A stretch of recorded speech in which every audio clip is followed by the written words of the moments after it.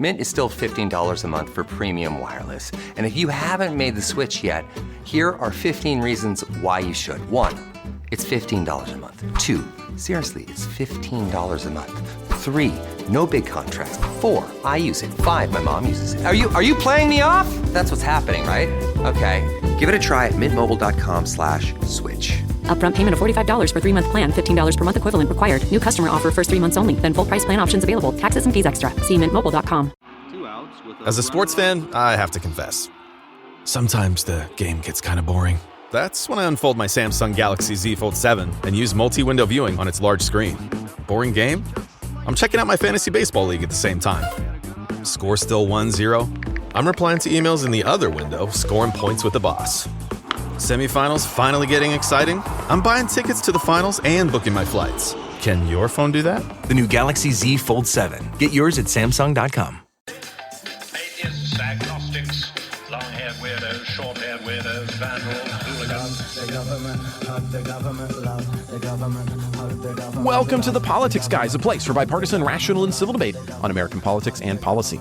I'm Trey Orndorff, a political scientist at Oklahoma Christian University, and I'm joined by Justin Holmes, a professor of political science at the University of Northern Iowa. Justin, welcome to the Midweek Show.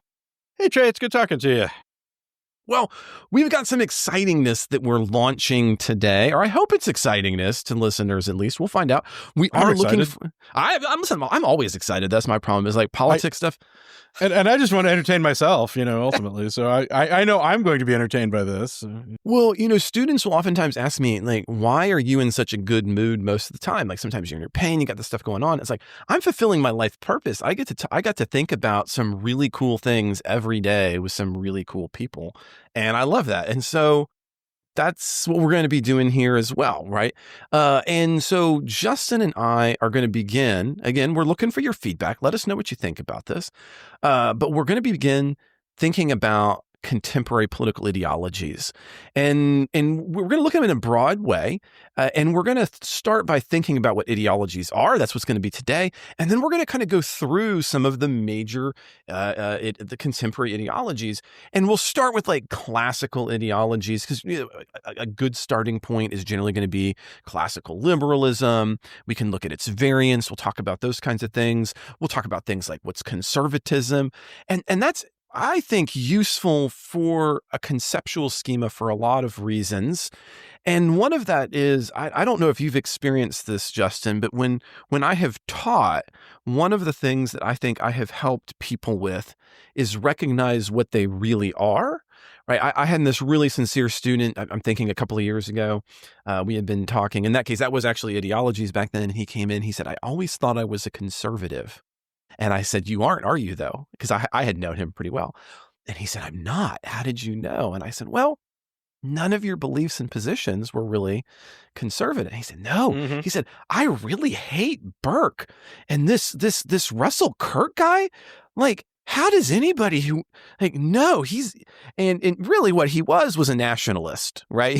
He was now I'm not suggesting that I want more nationalists necessarily running around, but I was happy that I could at least, hey, wait a second, I'm not what I thought I was. And I do think knowing what we are, there is value in understanding that. And so I think that's one of the cool things about this, other than just being a fun intellectual enterprise. And so that's what we're going to be doing. And so the topic for today really is we're going to be introducing and talking about ideologies, because it's oftentimes kind of a nasty word. It's not really, but if you talk about ideology, oftentimes you're like, oh, that guy and his ideology. Could I extend that, actually? Please, I think yes. In a lot of circles, and this is a point that I make to my students, that, I think... At Blinds.com, it's not just about window treatments. It's about you, your style, your space, your way. Whether you DIY or want the pros to handle it all, you'll have the confidence of knowing it's done right. From free expert design help to our 100% satisfaction guarantee, everything we do is made to fit your life and your windows. Because at Blinds.com, the only thing we treat better than windows is you. Visit Blinds.com now for up to 40% off select styles, plus a professional measure at no cost. Rules and restrictions apply.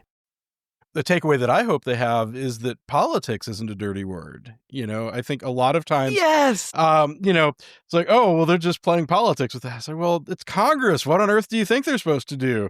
Except that I use a word that I won't use here when I, in place of what on earth. But so, yeah, I mean, I think it's important to just in general to sort of demystify, some of these things. Because I think there is some understanding that comes with this that is valuable. And so I'm excited to be doing this with you. Well, I appreciate it. And it is fun, I think, getting away from I think it can be a little overly stimulating in a way to constantly be focusing on, well, what's this moment's crisis or what's this moment's politics? And while that's important, I'm not downplaying that. If we don't have anything behind it, it can be really hard to do anything but just kind of emote into that particular political moment rather than kind of like we were talking about in terms of like medical studies, recognize the patterns, the behaviors, and what's occurring. Like what does that moment mean? How does it fit into a larger understanding? And I think when I think of like kind of what this show kind of is about to me, I feel like this plays to our strengths a little bit. I mean, there are plenty of people that are talking current events. And I think we bring something, I hope we bring something to that as a thing, in terms of having a slightly different perspective on it, perhaps. But I do think, especially for this part of it, I think this really plays to our strengths where we can do a little more of a deep dive and a little more, I think, as opposed to reacting to things on the fly a little bit, we can be a little more insightful. So I Exactly. think that, it's not only a public service, but I feel like it fits to my mind with how I understand kind of the politics guys to be. So I think this is a great opportunity. And for, so if you're a newer listener, this might be a little bit new for you, but for longtime listeners, that was precisely the goal that Ken and I had when we started the Constitution series that we did. And we'll be finishing that. I've mentioned that.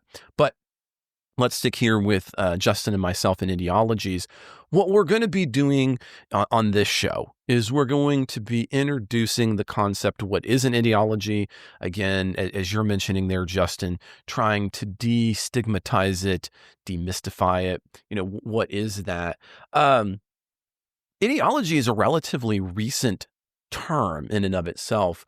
We really, in the contemporary sense of it, not to say they can't trace further back, but that term of ideology emerges after the events of the French Revolution, and the heart of an ideology is really that it's trying to give an empirical basis for ideas, right? Now, I want to be clear, though, this is in some ways a contested topic, both among scholars and for those of you who aren't watching, you'll notice that Justin was smiling about that because it is it's very true.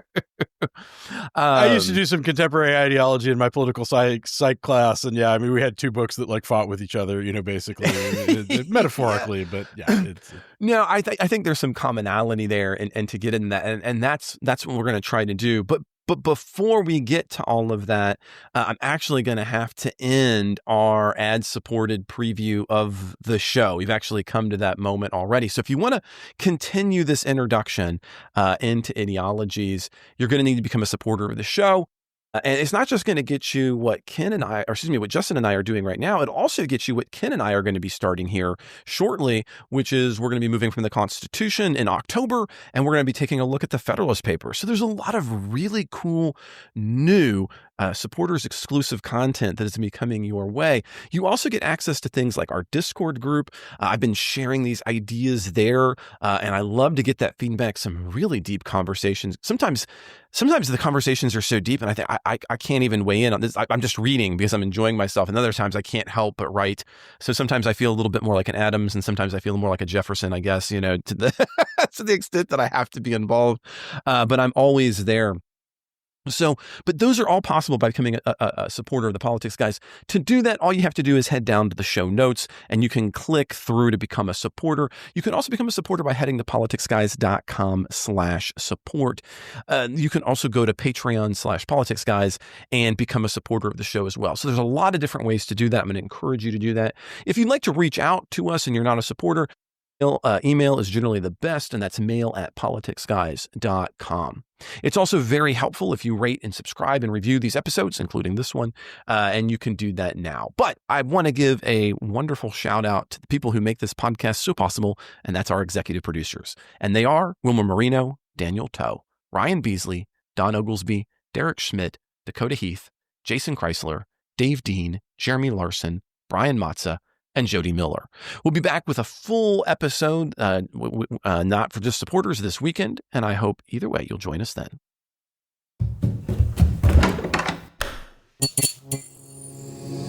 This podcast is part of the Democracy Group,